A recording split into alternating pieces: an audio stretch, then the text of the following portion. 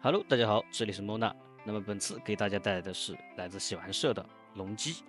这次因为是测评件所以说封面的峰会是没有的，所以盒子就不给大家展示了，直接来开箱。盒子采用的是上下开合的方式，映入眼帘。上面是说明书，说明书的话页数一共是27页，采用的是油纸打印。因为是有一个主体人物加上一条龙嘛，所以说工作量会稍微大一些。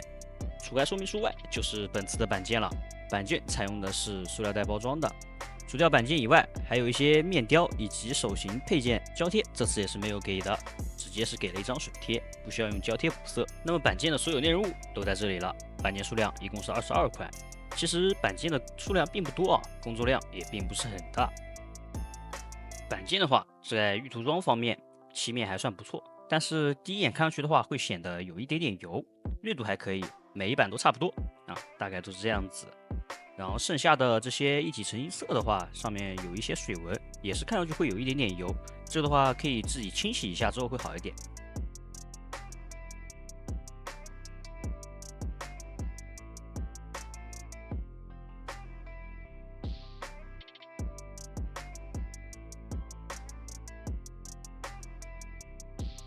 而这次透明件的话是亮黄色的，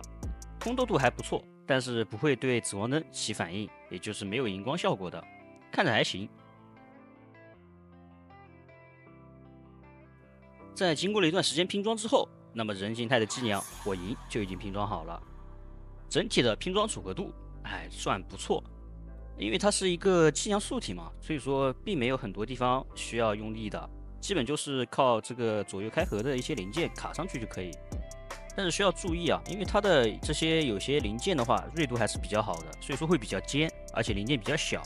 用力的时候或者按的时候要注意方向。如果没有找好方向用力的话，可能一不小心就会血迹了。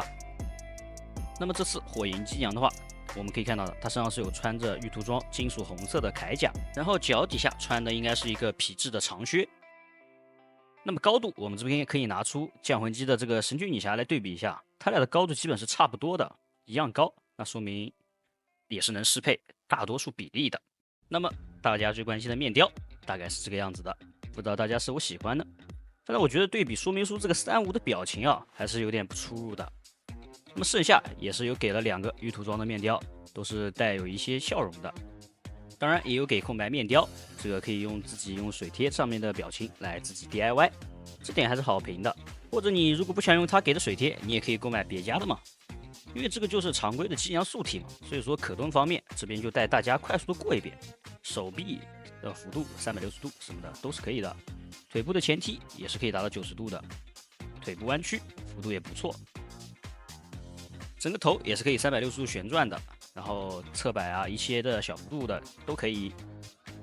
后面的马尾也是单独分件的，所以说也有一定的可动。那这边它是也有一些零件会松脱这边给大家说一下，这边腰部这个红色零件比较松，建议加固。还有胸部这边这个白色零件也建议是直接上一点点胶水。那么武器方面，这边是有一把长剑，通体为白色，然后中间会有一个红色的预涂装，然后还有一个盾牌，盾牌也是采用分件形式的，有这个黄色的透明剑，背后还有一个握把可以转动的，还有一把斩刀，这把斩刀的刀身是透明色的，效果十分不错，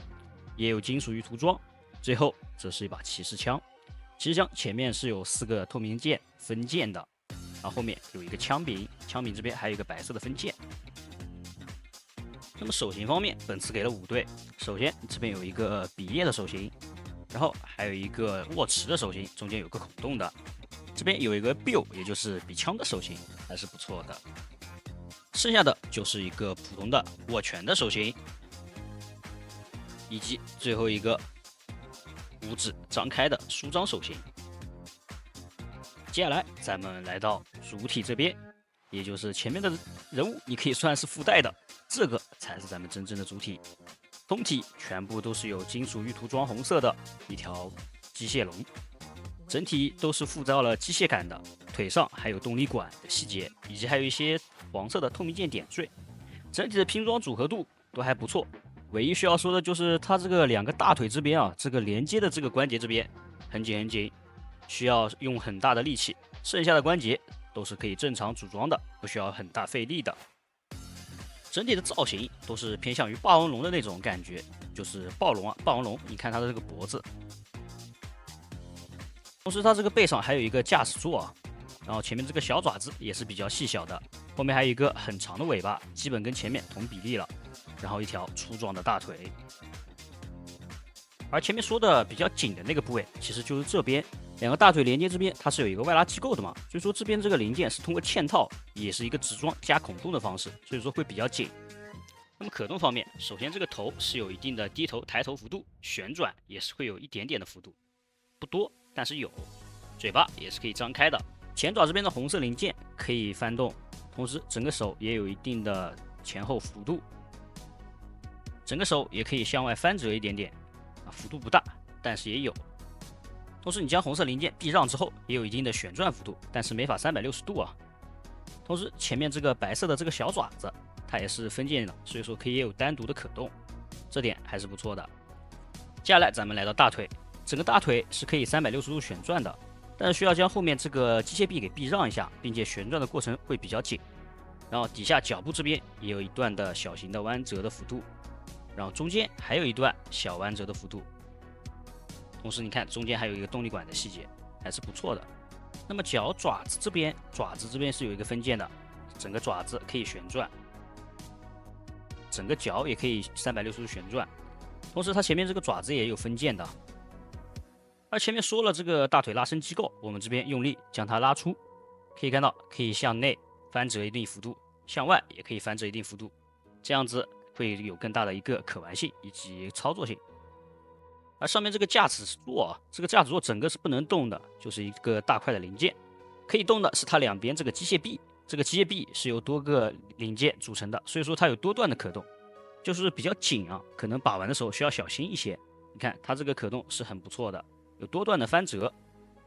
同时这个机械臂也有单独的可动，里面还有一个卡扣，可以扣住一些武器。然后模拟机械臂抓住武器的样子，效果还是不错的，两边机械臂都可以抓住。那么这条龙的尾巴是很出彩的一个地方，它这条龙的尾巴每一个都是独立的关节，然后插上去的，所以它这条龙的尾巴可动性是很强的。你可以这样子左右的摆，或者将它每一段都进行一个上下的调节。就比如说，我将最后这一段往上调，再将中间这段往下调，然后再将这段往下调，怎么调都可以。随你自己的心意，所以说这条尾巴可以配合摆出很多霸气的造型，同时你看整个往上它也不会松脱往下掉，随便的凹造型，这点在这个尾巴上我觉得是这条龙最出彩的地方了。而火银搭载的这个上面的话，因为没有卡扣，所以说你只能将它摆成一个坐姿的样子，然后直接放在这个龙的背上，只能这样子放。然后说明书上也没有详细的安装，不知道大货会不会修改。然后安装上去的话，可以看一下具体乘坐的样子，大概效果就是这样子。因为都是红色金属色嘛，所以说还是蛮搭的。当然你也可以换成别的机娘骑上去，因为没有卡扣嘛，所以说同比例的机娘都可以骑。那么最后我们来到总结部分，这款洗完色的龙基火银啊，应该是他们家第一次做机娘吧，我的印象中是。首先这款的